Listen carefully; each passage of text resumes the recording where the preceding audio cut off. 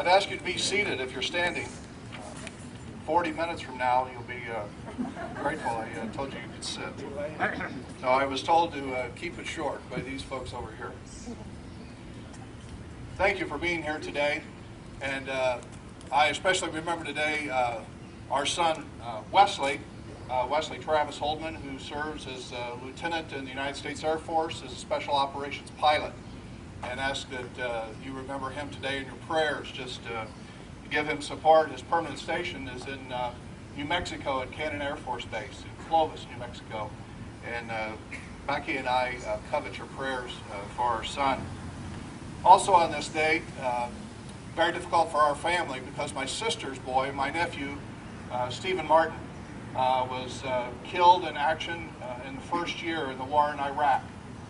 He was a military policeman standing guard over the military academy in Mosul, Iraq, and took out a driver that was a suicide bomber and shot and killed the driver and saved about 100 lives of Iraqi military hopefuls.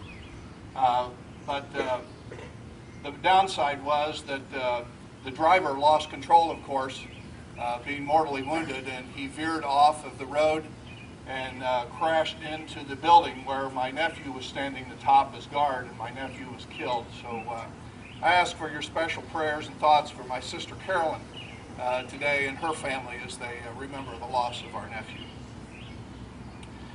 We remember our fallen veterans this weekend and feel the closest to them because they were sons and daughters from our homes and our towns right here in Wells County, or perhaps from places we have never heard of before or yet to visit. We feel like we knew them all. They love the green grass and the crops of Indiana, to breathe in the fresh air and literally taste the freedom just like us. They love the laughter of children playing safely with little need of concern, just like us. They looked at a starry sky and dreamt of the possibilities their futures held, a night sky not blurred by the rocket's red glare, just like us. They shared the same feelings you and I share about the wonder of nature, the blessings of children, the optimism that comes with each day's sunrise and the satisfaction each nightfall, and the providence of a God who loves us all.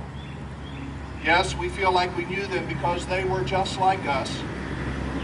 They gave up all the blessings we cherish, trading the green hill for a bunker, the laughter of children for the thunder of gunfire, the starry night sky for the dark shadows of death. So while we may not know all their names, we know the least we can do on each Memorial Day is to pause from our packed schedules and remember them, what they did and why they did it. Memorial Day has become such a busy and enjoyable time, it's easy for us to forget the occasion's true origins. It's more than just a day when swimming pools open, more than a day when we get out the grill, and more than a time to watch and listen to the Indianapolis 500, and more than just another excuse for a 3-day weekend. Memorial Day is so much more. When Memorial Day was first observed on May the 30th of 1868, there were no 3-day weekends then. In fact, it wasn't a celebration at all, but a somber, tearful, and respectful ceremony as thousands of veterans, widows, and orphans decorated more than 20,000 graves at Arlington Cemetery. Then it was called Decoration Day. And the idea was so fitting and proper and so well received, it quickly spread across the country from community to community. War is not and has never been convenient.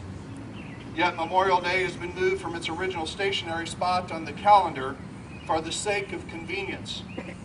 While the true observance was originally to fall on May the 30th, the National Holiday Act of 1971 deemed it to be on the last Monday of May, so it could become part of a 3-day weekend. But without people willing to serve and sacrifice over these many years, would there be the need for 3 days of opening pools, cookouts, and auto races?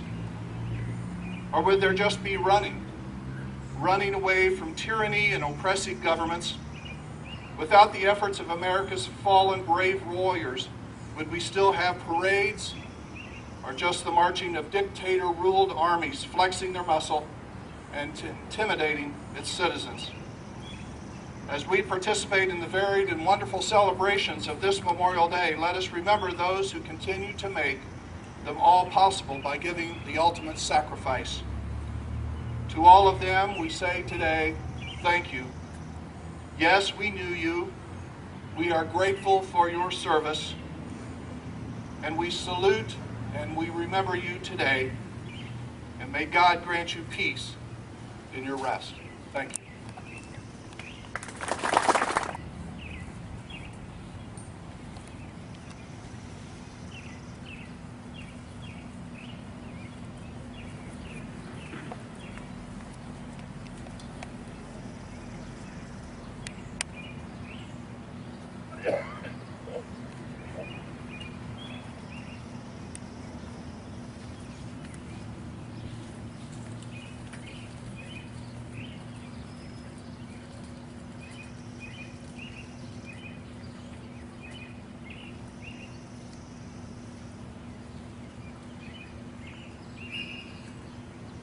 These flowers may wither, but the spirit of which they are a symbol of will endure until the end of time.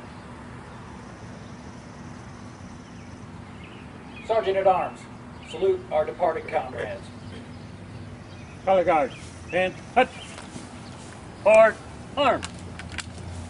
Ready, aim, fire. Aim, fire. Aim, fire. Gentlemen, bring your weapons and present arms.